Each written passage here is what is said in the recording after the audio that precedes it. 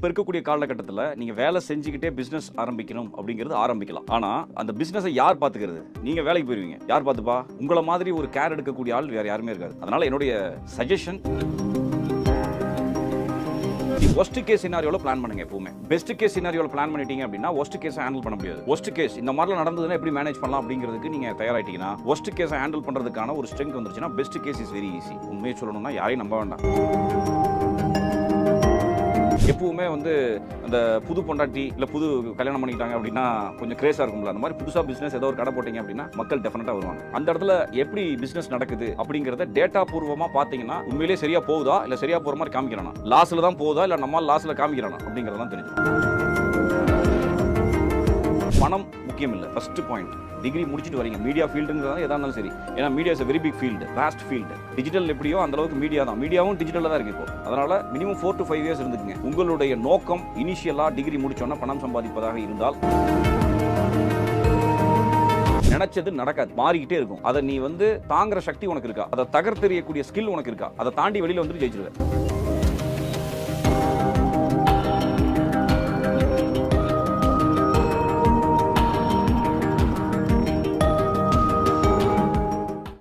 அன்பு நேயர்களுக்கு வணக்கம். இன்று நம்மளுடைய நிகழ்ச்சிக்கு தொழில் ஆலோசகர் ராஜா ராமசுந்தரம் இணைஞ்சிருக்காங்க. தொழில் சம்பந்தமான நிறைய விஷயங்கள் வந்து கேட்டு தெரிஞ்சுக்க போறோம். சார் வணக்கம். சார் வணக்கம். எப்படி இருக்கீங்க? ரொம்ப நல்லா இருக்கும். நீங்க எப்படி இருக்கீங்க? நல்லா இருக்கேன் சார். சார், இப்போ உங்களுடைய வீடியோ இன்ஸ்டாகிராமில் நிறைய டைமில் வந்து வைரல் ஆயிருக்கு.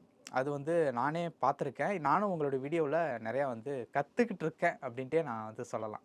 இப்போ வந்து எல்லா வீடியோலையுமே நீங்கள் சொல்லிட்டு இருக்கக்கூடிய ஒரு விஷயம் வந்து மணி இஸ் மோர் இம்பார்ட்டன்ட் அப்படின்னு. அது சொல்கிறதுக்கு உண்டான பேசிக்கான காரணங்கள் என்ன? ஃபஸ்ட்டு நீங்கள் இப்போ இங்கே இருக்கீங்க அப்படின்னாலும் அது காரணம் பண்ணி தான். நான் இங்கே இப்போ இருக்கிறனால அது காரணம் பண்ணி தான். It is very simple. Business அப்படிங்கிறத மட்டும்தான் கோராக ஃபோக்கஸ் பண்ணி நான் போயிட்டுருக்கேன். பிஸ்னஸில் முக்கியமாக இப்போ தேவைப்படக்கூடியது மணி. இப்போது நாங்கள் எஸ்பெஷலி அட்ரஸ் பண்ணக்கூடியது வந்து start up, small and medium scale enterprises. அவங்களுக்கு வந்து பிராண்டிங் அப்படிங்கிற இடம் போகிறதுங்கிறதுக்கு வந்து மணி தேவை. ஆனால் பிராண்டிங் அப்படிங்கிற அவேர்னஸ் அவங்களுக்கு இருக்கா அப்படின்னா ரொம்ப கம்மியாக இருக்குது. இப்போதைக்கு சாப்பிடணும், ரைட், நாளைக்கு வேணும். அதனால் money is core for both employer as well as employee. That is the basic idea. சரி, இன்றைக்கி இருக்கக்கூடிய ஒரு காலகட்டத்தில் ஐடியில் வேலை பார்க்கக்கூடிய ஒரு நபர், அவருக்கு வந்து ஒரு 35 வயசு இருக்குது. அவர் வந்து அந்த மாத வருமானத்தை நம்பி தான் லைஃப்பை வந்து ரன் பண்ணுறாரு. இது இல்லாமல் அடிஷ்னலாக 2வது வருமானத்துக்கு ஏதாவது நான் வழி பண்ணிக்கணும் அப்படிங்கன்னு முடிவெடுத்து ஒரு டீ கடை, பிரியாணி கடை, இந்த மாதிரியான விஷயங்கள் வந்து ஸ்டார்ட் பண்ணுறாரு. அப்போது அவர் தொழிலில் என்னென்ன விஷயங்கள் பண்ணணும், என்னென்ன விஷயங்கள் பண்ணக்கூடாது? ஃபஸ்ட்டு 2வது வருமானம் ஐடி எம்ப்ளாயி வேணும் அப்படின்னா கல்யாணம் ஆகலைன்னா கல்யாணம் பண்ணிக்கங்க. ஐடி எம்ப்ளாய்க்கு ஆப்வியஸ்லி அவங்களும் ஒரு ஐடியாக இருந்தால் அவங்களும் கல்யாணத்துக்கு அப்புறம் வேலைக்கு போயிடுவாங்க. ஐடி நீங்கள் படிச்சிருக்கீங்க, அவங்களும் ஐடி இல்லை, நான் ஐடியாக இருந்தாலும் அவங்கள வந்து வேலைக்கு அனுப்பலாம். இதான் வந்து புத்திசாலித்தனம். ஏன்னா இப்போ இருக்கக்கூடிய காலகட்டத்தில் நீங்கள் வேலை செஞ்சுக்கிட்டே பிஸ்னஸ் ஆரம்பிக்கணும் அப்படிங்கிறது ஆரம்பிக்கலாம். ஆனால் அந்த பிஸ்னஸை யார் பார்த்துக்கிறது? நீங்கள் வேலைக்கு போயிருவீங்க, யார் பார்த்துப்பா? உங்களை மாதிரி ஒரு கேர் எடுக்கக்கூடிய ஆள் வேறு யாருமே இருக்காது. அதனால் என்னுடைய சஜஷன், ஒன்று பிஸ்னஸ் பண்ணுங்கள், இல்லாட்டி வேலை செய்யுங்க. ரெண்டும் பண்ணுறது அப்படின்னா ஜெயிச்சிட்டிங்கன்னா அது வந்து மேஜிக், அது வந்து லக்கு. ஏன் சார் அது ஜெயிக்கவே முடியாது அப்படிங்கிற மாதிரி இருக்கா? இப்போ எப்படின்னா ஐடியில் வேலை பார்க்குற நபர்னு நான் உதாரணத்துக்கு தான் சொன்னேன். அவங்களுக்கு திங்கள் டு வெள்ளிக்கிழமை வந்து வேலை இருக்கும், சனி ஞாயிறு எப்படி பார்த்தாலும் லீவாக இருக்கும், ஈவினிங் டைமில் வந்து ஃப்ரீயாக இருப்பாங்க. அப்படி பார்க்கும்போது ஓரளவு கொஞ்சம் டைம் இருக்கும். என்ன எது அப்படின்ட்டு பார்க்குறது கூட டைம் இல்லாத அளவுக்கு ஆகிடுமா என்ன? It is a pattern. உங்களுக்கே தெரியும், இந்த உலகத்தில், இந்தியாவில், தமிழ்நாட்டில், ஈவன் சென்னையில் நல்லவங்க ரொம்ப கம்மி. சென்னை மட்டும் கிடையாது, எங்கேயுமே. இன்ஃபேக்ட் ஒரு கேஸ் ஸ்டடியும் சொல்லலாம். இதே மாதிரி தான் ஒரு பிராண்டட் டீ ஷாப் ஃப்ரான்ச்சைஸி என்னோட ஃப்ரெண்ட் எடுத்தார். அவர் எனக்கு கூப்பிட்ட காலம் எப்போ அப்படின்னா, மாஸ்டர் பணம் அடிச்சுட்டு ஓடினதுக்கப்புறம் தான் எனக்கு கூப்பிட்டார். அவர் தான் பில்லிங் போகிறார், அவர் தான் மாஸ்டர். இந்த மாதிரியான ஒரு சூழல். மேபி பில்லிங்க்குன்னு ஒரு ஆளை உட்கார வச்சாலும் அவனும் பணம் அடிச்சுட்டு போயிடுவான். நல்லவங்க அப்படிங்கிற இடம் இருக்காது. இப்போ நான் வந்து சம்பாதிக்கிறேன், எனக்கு மேலே இருக்கிற ஆள் அதிகமாக சம்பாதிச்சேன்னு வைங்களேன், அவனை மாதிரி நான் ஆகணும் அப்படின்னு நான் நினைக்கிறேன். அப்படி இருக்கும்போது என்ன பண்ணிடுறேன், ஓனர் மாதிரி ஆயிடுறேன், அதுக்கப்புறம் ஓனர் ஆயிடுறேன். ஆப்போசிட்டில் கடை போடுற காலம் தான் அதிகமாக இருக்குது. அதனால் நான் என்னுடைய ஃபிசிக்கல் ப்ரெசன்ஸ் என்னோட பிஸ்னஸில் இல்லை அப்படின்னா நான் பிஸ்னஸ் பண்ணுவேன், ஆனால் ப்ராஃபிட் வேறு யாரும் அனுபவிச்சுட்டு போவாங்க. நான் தான் சொல்கிறேனே, நீங்கள் ஜெயிக்கலாம், அது லக்கு தான் பியூர்லி.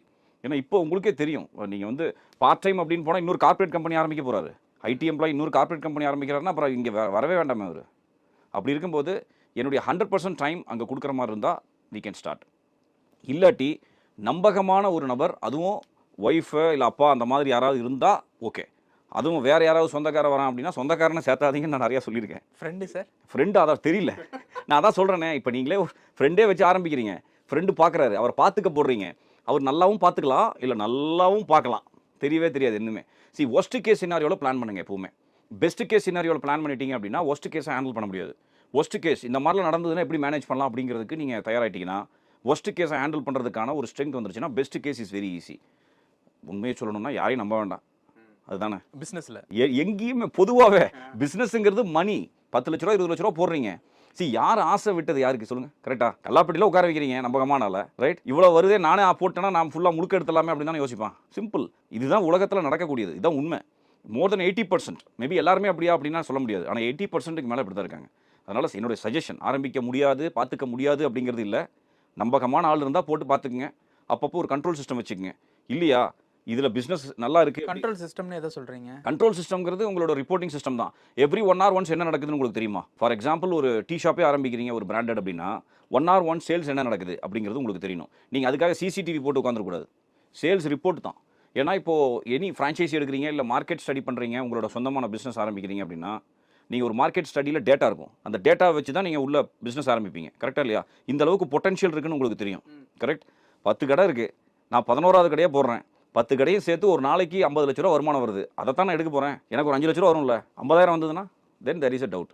எப்பவுமே அந்த புது பொண்டாட்டி இல்லை புது கல்யாணம் பண்ணிக்கிட்டாங்க அப்படின்னா கொஞ்சம் கிரேஸாக இருக்கும்ல, அந்த மாதிரி புதுசாக பிஸ்னஸ் ஏதோ ஒரு கடை போட்டிங்க அப்படின்னா மக்கள் டெஃபினட்டாக வருவாங்க.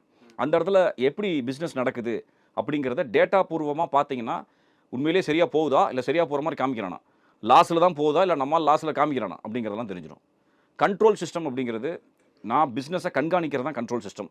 என்ன நடக்குது ஏதுங்கிறத துல்லியமாக எனக்கு அப்பப்போ தெரிஞ்சுக்கிட்டே இருக்கணும். அப்போ தான் நான் அடுத்தடுத்த முடிவு எடுக்க முடியும். இதுதான் கண்ட்ரோல் சிஸ்டம்ங்கிறது. அப்போ 2வது வருமானம் இதை பண்ணால் கரெக்டாக வரும் அப்படின்னா என்ன சொல்லலாம்? நான் தான் முன்னாடியே சொல்லிட்டேனே, கல்யாணம் ஆகலைன்னா கல்யாணம் பண்ணிக்கங்க, அவங்கள வேலைக்கு அனுப்புங்க. அவங்க வேலைக்கு போகல, ஹவுஸ் ஒய்ஃபாக தான் இருக்காங்க, எனக்கு 2வது வருமானம் கண்டிப்பாக தேவைப்படுது, இந்த தொழில் பண்ணால் 2வது வருமானம் சரியாக வரும் அப்படின்னா என்ன தொழில் பண்ணலாம்? இல்லை, மறுபடியும் சொல்கிறேன், நீங்கள் தொழில் பண்ணிவிட்டு இன்னொரு தொழில் அப்படிங்கிறதே சிரமம் இப்போ இருக்கக்கூடிய காலகட்டத்தில், ரைட்டா? ஆனால் மறுபடியும் நீங்கள் வேலைக்கு போய்கிட்டு மறுபடியும் தொழில் பண்ணுறேன் அப்படிங்கிற இடத்துக்கு வரீங்க அப்படின்னு சொன்னால் நீங்கள் வேலையை விட்டுருங்க. இல்லாட்டி நான் இன்னும் நிறைய பேருக்கு சஜஷன் கொடுத்துருக்குறோம். ஒரு 3 months மெடிக்கல் லீவ் எடுத்துருங்க. இது எம்ப்ளாயர்லாம் கேட்டால் கடிச்சு குதறிடுவாங்க நம்மளை. 3 மாதம் மெடிக்கல் லீவ் எடுங்க, ரைட்டா? இந்த மெடிக்கல் லீவ் எடுத்துகிட்டு பிஸ்னஸை செட் பண்ணுங்கள். அதுக்கப்புறம் ஜாப் ரிலீவ் பண்ணிட்டு வந்துருங்க, அவ்வளோதான். It is very simple. மறுபடியும் எம்ப்ளாயர் என்ன தாக்குறாங்க அப்படின்னா நான் உண்மையை சொல்லிடுவேன். நீங்கள் சரியாக இருந்தீங்கன்னா உங்களுக்கு 2வது வருமானம் போகணுங்கிற அவசியம் இல்லை. அவருடைய வேலையை, அவருடைய ஸ்கில் செட்டை நீங்கள் ரெகக்னைஸ் பண்ணுறீங்க அப்படின்னா ஒரு அட்பார் சம்பளம் கொடுத்து அவனை வச்சுருப்பீங்க. Very simple. அவங்க எப்போ பத்தலை அப்படிங்கிற இடம் வருது அப்படின்னா 2 வகையாக சொல்லலாம். பத்தலைங்கிறது, எனக்கு கல்யாணம் ஆயிடுச்சு அப்படின்னு சொல்லிட்டு 5000 ஏற்று, எனக்கு அடுத்த வருஷம் குழந்தை பிறந்துருச்சு இன்னொரு 5000, அப்படிலாம் பண்ண முடியாதுல்ல. என்னுடைய பெர்ஃபார்மன்ஸ் அதிகப்படுத்த கம்பெனி சம்பளத்தை அதிகப்படுத்துதா அப்படிங்கிறத பார்க்கணும். சம்பளத்தை அதிகப்படுத்தி ரெகக்னைஸ் பண்ணலை அப்படின்னு சொன்னால் மட்டும்தான் எப்படியுமே என்னுடைய வாழ்வாதாரம் அடுத்தடுத்து போயிட்டுருக்கு, தேவைகள் அதிகமாகிட்டு இருக்கு. அப்படி இருக்கும் பட்சத்தில் என்னுடைய பெர்ஃபார்மன்ஸ் அதிகப்படுத்தினா சம்பளம் அதிகமாக கிடைக்கும், நான் அங்கே இருப்பேன். அப்போ சம்பளம் அதிகம் ஆக்கலை அப்படின்னா மட்டும்தான் நான் செகண்ட் போகிறேன், செகண்டரி, ரைட்? 2 ஆப்ஷன். ஒன்று, பிஸ்னஸ் ஆரம்பிக்கிறதுங்கிறது அவ்வளோ சர்வசாதாரணமான காரியம் இல்லை, அதுவும் வேலை செஞ்சுட்டு பண்ணுறது. இதை தாண்டி ஆன்லைனில் நிறைய ஆப்பர்ச்சுனிட்டிஸ் இருக்குது, ரைட்? இப்போ ஃபார் எக்ஸாம்பிள், இப்போ டிஜிட்டல் மார்க்கெட்டிங் அப்படிங்கிற இடம் ரொம்ப கிரேஸில் இருக்குது இப்போ, ரைட்டா? இப்போ டிஜிட்டல் மார்க்கெட்டிங் கோர்ஸ் படிங்க. Very simple course. ஒரு 5 நாள் இருந்தால் உங்களுக்கு ஒரு பேசிக்ஸ் டிஜிட்டல் மார்க்கெட்டிங் கிடச்சிரும். இன்னொரு 5 நாள் எடுத்திங்கன்னா அட்வான்ஸ் கோர்ஸ் முடிச்சிடலாம். ஃபுல் ஃப்ளெஜ்டாக ஒரு 10 நாள் இறங்குனீங்கன்னா daily 3 hours you will become an expert in digital marketing. That can be done. அந்த மாதிரி டிஜிட்டல் மார்க்கெட்டிங்கில் சைன் பண்ண ஒரு சில நபர்களுடைய பேர் சொல்ல முடியுங்களா? என்னவே சொல்லலாம். என் வேலை டிஜிட்டல் மார்க்கெட்டிங் கிடையாது. ஆனால் டிஜிட்டல் மார்க்கெட்டிங் எனக்கு நான் அவுட் சோர்ஸ் பண்ணியிருக்கேன் ஒரு 2 பேரை. அவங்கள வேலை வாங்கணும்னா நான் டிஜிட்டல் மார்க்கெட்டிங் கற்றுக்கணும். நான் கற்றுக்கிட்டு பண்ணியிருக்கேன். என்னோட ஃப்ரெண்டு இருக்காங்க, கோயம்புத்தூரில் இருக்காங்க, ரஃபி அப்படின்னு சொல்லிட்டு. அவருமே டிஜிட்டல் மார்க்கெட்டிங்கில் தான் எக்ஸ்பர்ட். நீங்கள் மறுபடியும் டிஜிட்டல் மார்க்கெட்டிங், டிஜிட்டல் தான் கோர், கரெக்டாக? ஃபுல்லாகவே ஆக்கிரமிப்பு பண்ணியிருக்கிறது டிஜிட்டல் மார்க்கெட்டிங் தான். நீங்கள் காத்தால ஒரு 3 to 4 hours டைம் இருக்குது, தென் சாயந்தரம் உங்களுக்கு ஒரு 3 to 4 hours டைம் இருக்குது அப்படின்னா you can become a freelancer. ஆன்லைன்லேயே கோர்ஸ் கண்டக்ட் பண்ணிட்டீங்க, நீங்கள் அட்டன் பண்ணிட்டீங்க அப்படின்னா ஆன்லைன்லேயே உங்களுக்கு ப்ராஜெக்ட்ஸ் கொடுக்குறாங்க. Not only in digital marketing, content development அப்படிங்கிற இடத்துல கொடுக்குறாங்க, டிசைனிங் அப்படிங்கிற இடத்துல கொடுக்குறாங்க. நிறைய இருக்குது, எல்லாமே டெக்னாலஜி பேஸ்ட் இருக்குது. நீங்கள் ஃபுல் டைமாக ஒர்க் ஃப்ரம் ஹோம் பண்ணணுங்கிற அவசியம் இல்லை. ஃபுல் டைமாக நீங்கள் ஃபிசிக்கல் ஜாப் போகிறீங்க அப்படின்னா யூ ஹாவ் 3 hours, 6 hours. 6 ஹவர்ஸில் ஆன்லைனில் ஒர்க் பண்ண முடியுமா அப்படிங்கிறத பாருங்கள்.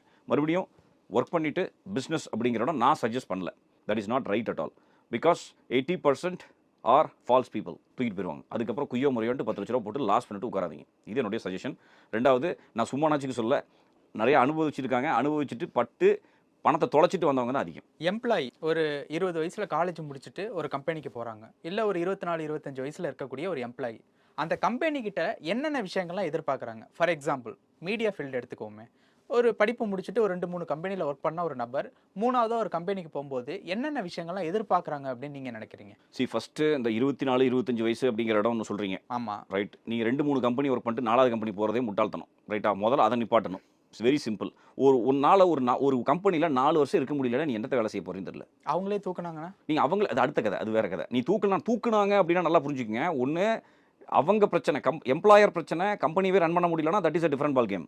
நீங்கள் ஏதாவது பர்ஃபார்மன்ஸ் சரியில்லை, தப்பு பண்ணிட்டான், தூக்கிட்டான் அப்படின்னா 2 பக்கம் இருக்கணும். ஏன்னா நம்ம எம்ப்ளாயிக்கே சப்போர்ட் பண்ணிட்டு எம்ப்ளாயரை ப்ளேம் பண்ணக்கூடாது, வைஸ் வெர்சா. இது ரெண்டுமே பண்ணக்கூடாது. கரெக்டாக? நீங்கள் 2-3 கம்பெனி ஒவ்வொரு கம்பெனியுமா தூக்குற மாதிரி இருக்கும். அப்போ நீங்கள் கம்பெனியில் சேரும்போது அது எப்படி இருக்குது, எத்தனை வருஷமாக இருக்குது, எப்படிங்கிறதெல்லாம் அனலைஸ் பண்ணுறது இல்லை. திறந்தா உள்ளே போயிடுறது. இப்படி நடந்தால் எப்படி? அப்புறம் 2-3 வருஷம் மாறி ஈவன் எனக்கு ஒரு ப்ரொஃபைல் வந்தது. 6 வருஷத்தில் 7 கம்பெனி மாறி இருக்கேன். அவனை வேலைக்கு எடுப்பீங்களா? ஏன்டான்னு கேட்டால் 1000 ரூபா சம்பளம் ஏற்றுனா நான் போயிட்டேன் அப்படின்றான். ஒவ்வொருத்தரும் இப்படி தான் பண்ணியிருக்கான். அவன் 35,000 சம்பளம் கேட்குறான். இப்போ அவங்க ப்ரொஃபைலே எடுத்துக்க மாட்டோம். மறுபடியும் என்ன பொறுத்த வரைக்கும் மினிமம் 4 to 5 இயர்ஸ் ஒரே கம்பெனியில் இருங்க. மறுபடியும் வெரி சிம்பிள். பணம் முக்கியம் இல்லை. First point. டிகிரி முடிச்சுட்டு வரீங்க. மீடியா ஃபீல்டுங்கிறதால எதாக இருந்தாலும் சரி. ஏன்னா media is a very big field, vast field. Digital எப்படியோ அந்தளவுக்கு மீடியா தான். மீடியாவும் டிஜிட்டலில் தான் இருக்குது இப்போது. அதனால் மினிமம் 4 to 5 இயர்ஸ் இருந்துக்குங்க. உங்களுடைய நோக்கம் இனிஷியலாக டிகிரி முடித்தோன்னா பணம் சம்பாதிப்பதாக இருந்தால் நீங்கள் மாறிட்டே இருப்பீங்க. தொழிலை கற்றுக்க முடியாது. உங்களுடைய நோக்கம் தொழில் கற்றுக்கிறதாக இருந்தால் மினிமம் 4 to 5 இயர்ஸ் இருங்க. நீங்கள் 4 வருஷத்தில் 3 கம்பெனி மாறிட்டேன், அடுத்த கம்பெனியில் என்ன எதிர்பார்க்குறது அப்படின்னு சொன்னால், நீங்கள் முதல்ல அந்த கம்பெனியில் 4 வருஷம் இருக்கணுங்கிறத முதல்ல நான் எதிர்பார்க்கணும் ஆஸ் அன் எம்ப்ளாயி. அதுதான். ஏன்னா அவங்கள கன்சிடரே பண்ண மாட்டாங்க. ஃப்ரெஷராக தான் கன்சிடர் பண்ணுவாங்க. யோசிச்சு பாருங்கள், 3 வருஷம் 3 கம்பெனி, ஹூ வில் டேக்? நீங்கள் இந்த உங்கள் கம்பெனிக்கு வந்தால் எடுப்பீங்களா? எடுக்க மாட்டீங்க. நானுமே எடுக்க மாட்டேன். கரெக்டாக இல்லையா? அதுவே ஒரு கான்ட்ரவர்சியாக இருக்குது. எக்ஸ்பெக்டேஷன் அப்படிங்கிற இடம் மேபி ஏதாவது ஒரு ப்ராப்ளத்தினால நான் வரேன் அப்படின்னு சொன்னால், நீங்கள் மறுபடியும் அது இந்த ப்ராப்ளம் இங்கே வரக்கூடாது அப்படிங்கிறதே உங்களால் எதிர்பார்க்க முடியாது. பாலிடிக்ஸ்னு கம்பெனி விடுறேன், நீ அடுத்தது பாலிடிக்ஸ் என்ன பண்ணுவீங்க? இப்போ கூட ஒரு ரீல் ரிலீஸ் பண்ண நீங்கள் கண்டினியூஸாக பார்த்துட்டு இருக்கீங்க. பாலிடிக்ஸ் எல்லா பக்கமும் இருக்குது. பார்த்தீங்களா? ஒன்று பாலிடிக்ஸ் பண்ண கற்றுக்க, இல்லாட்டி சும்மா இரு. இல்லைனா ஒர்க்கை மட்டும் பாரு. ஒர்க்கை பாரு, தொழிலை பாரு. தொழிலை கற்றுக்கிறதுல யாருமே ஒரு 4 to 5 இயர்ஸ் பண்ணுறதே இல்லை. மரத்துக்கு மரம் தாவறாங்க. 500, 1000 கொடுத்தா. This is not fair enough. அப்புறம் எம்ப்ளாயர் சரியில்லை, மேனேஜர் சரியில்லை. இதுதான் மிகப்பெரிய பிரச்சனையாகவே இருக்குது. எனக்குமே நிறைய மெசேஜஸ் வரதே இவங்க சரியில்லை, அவங்க சரியில்லை. நீ சரியில்லைன்னு சொல்கிறாலே முதல்ல சரியில்லை. ஷிஃப்டிங் அப்படிங்கிறத முதல்ல நினைப்புங்க. எக்ஸ்பெக்டேஷன் அப்படிங்கிறோட நீங்கள் தாவிட்டே இருக்கீங்கன்னா டோன்ட் எக்ஸ்பெக்ட் எனிதிங். நீங்கள் எதிர்பார்க்கறது ஜென்மாலாம் நடக்காது. இன்ஃபேக்ட் நான் ஆஸ் அன் எம்ப்ளாயி 4 கம்பெனியில் எதிர்பார்த்து எதுவும் நடக்கலைன்னா நானே கம்பெனி ஆரம்பித்தாலும் நான் எதிர்பார்த்தது செய்ய முடியாது. எதிர்பாராததை எதிர்பார். Too much of distractions, too much of fluctuations will happen. Get ready for the unexpected happenings. நினச்சது நடக்காது, மாறிக்கிட்டே இருக்கும். அதை நீ தாங்குற சக்தி உனக்கு இருக்கா? அதை தகர்த்தெறியக்கூடிய ஸ்கில் உனக்கு இருக்கா? அதை தாண்டி வெளியில் ஜெயிச்சிருவேன். அவ்வளோதான். ஆனால் நமக்குன்னு ஒரு ஆசை இருக்கும்ல, நம்ம ஒரு உழைப்பை போடுறோம், அதுக்கு உண்டான உழைப்பு அந்த கம்பெனிக்கிட்டேருந்து நமக்கு கிடைக்க மாட்டேங்குது அப்படிங்கிற ஒரு ஏக்கம் இருக்கும்ல. நீங்கள் சொல்கிற அந்த பாலிடிக்ஸே அதை உடைக்கும். இங்கே பாலிடிக்ஸ்னால உண்மையாக ஒர்க் பண்ணுறவங்களுக்கு சரியான ஒரு அங்கீகாரம் கிடைக்கிறது இல்லை அப்படிங்கிற ஒரு ஏக்கம் இருக்கும்ல. அந்த ஏக்கத்துக்கு என்ன தான் பதில்? இதெல்லாம் இந்த ஏக்கம் படுறவங்களாம் யாராக இருப்பாங்க? நீங்களே சொல்லுங்கள். ஏக்கப்படுறவங்களாம் யார் இருப்பாங்க? வேலையில் ஃபோக்கஸே இல்லை உனக்கு. அப்போது நான் என்னுடைய ஃபோக்கஸ் என்ன, என்னோட பர்பஸ் என்ன? வேலை கற்றுக்கிறது தானே. ஆமாம். நீ யார் பாலிடிக்ஸ் பண்ணுறான், யார் ப்ரமோஷன் கொடுக்குறான், எனக்கு ஏன் கொடுக்கல, இதை பார்க்கணுமா? ப்ரமோஷன் எதுக்கு? ப்ரமோஷன் அப்படிங்கிறது ஜஸ்ட் ஒரு ப்ரெஸ்டீஜ். ரைட்டா? ஜஸ்ட் ஒரு நேம் சேக், அவ்வளோதான். நான் தொழிலை அதே மறுபடியும் சொல்கிறேன். ஃபோக்கஸ் எங்கே உங்களுக்கு? யார் என்ன செய்கிறான் அப்படின்னு ஏன் ஜன்னலை எட்டி பார்த்துட்டே இருக்கிறீங்க? உங்களுக்கு இப்போ தொழில் கற்றுக்கிறதுக்கே வரலையா? அப்போ உள்ளே வரும்போதே நீங்கள் அதுக்காக வரல. டக்குன்னு எவனொருத்த திட்டானா மூட் அவுட் ஆகுறது, பாலிடிக்ஸ் பண்ணிட்டானா மூட் அவுட் ஆகுறது. இப்படிலாம் என்ன அர்த்தம்? நான் படித்த காலேஜில் பைப்பில் தண்ணி வரலன்னா ஸ்ட்ரைக் பண்ணுவாங்க. அடுத்த நாள் பைப்பில் தண்ணி வந்துருச்சுன்னு ஸ்ட்ரைக் பண்ணுவாங்க. எதுக்கு ஸ்ட்ரைக் பண்ணுறதுனே தெரியாது. நான் 10 மணிக்கு காலேஜ் போவோம், 11 மணிக்கு வந்துடுவேன். நீங்கள் எது எடுத்தாலும் குத்தம் அப்படின்னு சொன்னால் எப்படி தான் வாழ்க்கை நடத்துறது? மறுபடியும் too much of distractions, too much of unexpected happenings will happen in the world. Accept it. Your purpose is to learn. That's it. 4 years ஒரு இடத்துல இருங்க, தொழிலை கற்றுக்குங்க, வெளியில் வந்துட்டு முடிவு பண்ணுங்கள். மறுபடியும் இதே டொமைனில் வேறு கம்பெனிக்கு போகலாமா, இல்லை தொழில் தொடங்கலாமா, இது 2 ஓப்பன் பண்ணுங்கள். Very simple. இப்போது ஒரு கம்பெனி இருக்குது, ஒரு நிறுவனம் குறைந்த சம்பளத்துக்கு உண்டான ஆட்களை எடுத்து வேலை வாங்குறாங்க. அந்த குறைந்த சம்பளத்தை வச்சு இருக்கக்கூடிய ஆட்கள்கிட்ட வேலை வாங்குறதுனால அந்த ஒர்க் ஒரு குவாலிட்டியான ஒர்க்காக டெலிவரி ஆகுமா? அவங்க மார்க்கெட்டில் ஒரு நல்ல கம்பெனியாக சஸ்டெயின் பண்ணி நிற்க முடியுமா? இது ஒரு ஆரோக்கியமான நிறுவனத்துக்கு கரெக்டான விஷயமா? குறைஞ்ச சம்பளம் அப்படிங்கிறதுனால ப்ராடக்ட் குவாலிட்டி தப்பு அப்படின்னு சொல்லிட முடியாது. குறைஞ்ச சம்பளம் அப்படிங்கிறதுனால ஒரு தனி மனிதனுடைய பர்ஃபார்மன்ஸ் கம்மியாக இருக்குன்னு சொல்லிடவே முடியாது. It is very very simple. இப்போது நான் எங்கள் சொந்த ஊரில் நான் வேலை வேணும்னு சொல்கிறேன். ஓகே. வெளியூர்லேருந்து ஷிஃப்ட் ஆகி வந்துட்டேன். சொந்த ஊரில் வேலை வேணும், எனக்கு எவ்வளோ சம்பளம் கொடுத்தாலும் பரவாயில்ல, நல்லா வேலை செஞ்சுட்டு இருந்தேன். 30,000 வாங்கிட்டு இருந்தேன். இப்போ 5,000 கொடுத்தாலும் பரவாயில்ல. ஏன்னா வீட்டோட எங்கள் அப்பா அம்மா இருங்கன்னு சொல்லிட்டாங்க. நான் அவங்களோட இருக்கணும் விட மாட்டேங்கிறாங்க. ஹோம் சிக்குன்னு சொல்லலாம், இல்லை அவங்களுக்கு ஏதோ ஒரு சிக்குன்னு சொல்லலாம். உடம்பு சரியில்லைன்ட்டு. இப்போது குறைஞ்ச சம்பளம் 30,000 வாங்கிட்டு இருந்தேன், 15,000 வாங்குறேன். இப்போ நான் பெர்ஃபார்ம் பண்ண மாட்டேன்னா? தெரியவே தெரியாது. எல்லாருமே அவங்கவங்க எப்படி வேலை செய்கிறாங்க அப்படிங்கிறத பொறுத்து தான் எம்ப்ளாயீஸ். நீங்கள் ராங் ப்ராடக்ட் அப்படிங்கிற இடம் வந்து it is purely based on the material. இது வந்து கம்பெனியை பொறுத்து தான். சம்பளம் கம்மியாக கொடுக்குறாங்க அப்படிங்கிறதுக்காக தப்பான ப்ராடக்ட் ப்ரொடியூஸ் பண்ணுறாங்க அப்படிங்கிற அர்த்தமே கிடையவே கிடையாது. குவாலிட்டி இல்லை அப்படிங்கிறது கிடையவே கிடையாது. ரைட்? இது வந்து எம்ப்ளாயீஸ், நீங்கள் மறுபடியும் சொல்கிறேன், நீங்கள் கேட்குற இடம் எல்லாமே ஃபோக்கஸ் மட்டும்தான் இருக்குது. பர்ஃபார்மன்ஸ் அப்படிங்கிறது சேலரியின் அடிப்படையில் இருக்குது அப்படின்னு சொன்னால் அது தப்பானது. அப்போ நான் சேலரி சரியாக வரல, இல்லை கம்மியாக கொடுக்குறாங்க அப்படிங்கிறதுக்காக நான் தப்பாக பண்ணுறேன்னா, இல்லை கம்மியாக பண்ணிட்டேன் அப்படின்னா நான் அந்த இடத்துல இருக்க வேண்டிய அர்த்தமே இல்லையே. ரைட்டா? இன்னுமே ட்ரெடிஷ்னல் பிஸ்னஸ் எங்கள் ஊர்லலாம் நிறைய இருக்குது. அதெல்லாம் ஒரு அடிமை வர்க்கம். நீங்கள் சொல்லக்கூடிய அந்த கம்மி சேலரி அப்படிங்கிறது இன்னுமே 6,000 சம்பளத்துக்கு வேலை செய்கிறாங்க எங்கள் ஊரில், ஈரோடு. நான் ஸோ 6,000 சம்பளத்துக்கு இருக்காங்க. இப்போ என்ன பண்ணுறது? அவங்களுக்கு அந்த மாதிரி ஒரு இளிச்சவாய் முதலாளி கிடைக்காது, அவங்களுக்கு இந்த மாதிரி ஒரு அடிமை வர்க்கம் கிடைக்காது. இது எப்போ திருந்துவாங்க? இப்போ நீங்கள் இந்த டாஸ்மாக் சொல்கிறாங்கல்ல, ஆமாம், ரைட், குடிக்கிறவன் நிறுத்த சொல்லுவாங்க, அவன் ஊத்துறதை நிறுத்த சொல்லுவாங்க. இதே மாதிரி தான் நீ போனாத்து நீ ஏன் போகிற? சம்பளம் கம்மியாக கொடுக்குறாங்க, நீ ஏன் போகிற? போகாத, நிப்பாட், நின்றுக்க. உனக்குன்னு ஒரு அட்பார் சம்பளம் வேணும்ல, மினிமம். என்னோட கம்பெனியில் மினிமம் சேலரி இஸ் 15,000 rupees ஈரோட்டில். ஆனால் எங்கள் ஊரில் இன்னுமே 6,000 கொடுக்குறாங்க. 15,000 rupeesக்கு கம்மியாக யாரையுமே எடுக்கிறதில்ல. ஏன்னா ஐ வாண்டட் டு ரெகக்னைஸ். நான் 3 மாதத்தில் சம்பளம் ஏற்றிடுவேன். நல்லா பண்ணேன்னா 3 மாதத்தில் சம்பளம் ஏற்றிடுவேன். ஆனால் 3 மாதத்தில் நீ சரியாக பண்ணலன்னா பண்ண வைக்க வேண்டிய பொறுப்பு என்னது?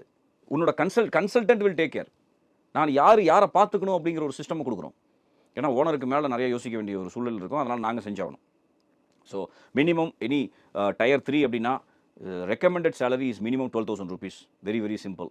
டயர் 1 உங்கள் மெட்ரோ சென்னை மாதிரி இருக்குது அப்படின்னா டெஃபினட்டாக ஒரு 17,000-18,000 rupees மினிமம், பேர் மினிமம். அது இல்லாமல் எங்கேயுமே போக முடியாது. The cost of living is high. அதையும் கன்சிடர் பண்ணணும். ஒரு எம்ப்ளாயினுடைய ஸ்கில் செட்டையும் கன்சிடர் பண்ணணும். நான் மறுபடியும் ஓனருக்குலாம் சொல்லக்கூடிய ஒரு இடம் என்னென்னா, தயவுசெய்து சம்பளத்தை கொடுத்துருங்க. அந்த பர்டிகுலர் ஃபினான்ஷியல் அவங்களோட கண்டிஷன் வச்சு, உங்களுடைய லொக்கேஷன் வச்சு கொடுத்துருங்க. சம்பாதிக்க வேண்டிய பொறுப்பு ஒன்றுது, பிஸ்னஸ் எடுக்க வேண்டிய பொறுப்பு ஒன்றுது. பிஸ்னஸ் எடுத்துகிட்டு வச்சுட்டு வேலை வாங்குங்க. அதுக்காக எனக்கு இப்போ ஓடல, ரிஸ்க் எடு. இப்போ எடுக்கல, நான் எப்போ எடுக்க போகிறேன்? சம்பளத்தை கொடுத்துரு. 10 பேர் எடு, 20,000 சம்பளம் கொடு, 2 லட்ச ரூபா கொடு, பிஸ்னஸ் எடு. அதை தவிர என்ன வேலை? பிஸ்னஸ் எடுக்கிறதுக்கு தான் உள்ளே வந்துருக்கீங்க. ஏன்னா கம்மியாகுது அப்படிங்கிறதுக்காக அவனையும் பாதிச்சு நீயும் வளராமல் அப்படியே உட்காந்துட்டு இருந்தீங்கன்னா கடைசி வரைக்கும் அப்படியே தான் இருக்கும். அவனுக்கு 10,000 கொடுப்பில்ல, உனக்கே நீ 5,000 எடுத்துகிட்டு போவ. இதுதான் மிகப்பெரிய பிரச்சனை. பணத்தை கொடுத்துரு, ரிஸ்க் எடு, நீ ஓடுவ, அவனுக்காக ஓடுவ, ப்ராஜெக்ட் அதிகமாக எடுப்ப, வேலை அதிகமாக எடுக்க வேலை அதிகமாக கொடுப்பீங்க, வேலை அவங்க அதிகமாக செய்வாங்க. It is very simple. அவங்களோட பர்ஃபார்மன்ஸும் அதிகமாகும். கம்மியாக சம்பளத்தை வச்சுட்டு சும்மா உட்காந்துருக்கிற ஆளுகள் இருக்காங்க. 5,000 6,000 வச்சுருப்பாங்க, சும்மா இருப்பாங்க. 3 மணி நேரம் 4 மணி நேரத்துக்கு மேலே இருக்காது. What will you do? Mind set of the people have to change. Very simple. So நிறைய விஷயங்கள் பேசணும், நிறைய விஷயங்கள் நானும் கற்றுக்கிட்டேன். இந்த இன்டர்வியூ வந்து எனக்கு ரொம்ப யூஸ்ஃபுல்லான இன்டர்வியூவாக இருந்தது. உங்களுடைய நேரத்துக்கு ரொம்ப நன்றி சார். தேங்க்யூ.